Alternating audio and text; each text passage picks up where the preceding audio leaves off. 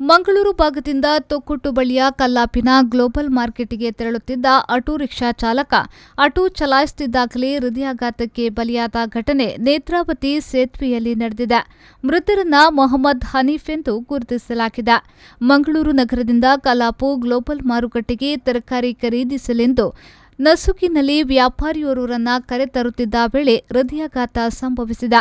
ಮಂಗಳೂರಿನಿಂದ ಜಪ್ಪಿನಮೊಗರು ಹೆದ್ದಾರಿಯಲ್ಲಿ ಚಾಲಕನಿಗೆ ಕಣ್ಣು ಮಂಚಾಗಿದ್ದು ರಸ್ತೆ ಮಧ್ಯದ ವಿಭಜಕಕ್ಕೆ ಡಿಕ್ಕಿ ಹೊಡೆದಿದ್ರು.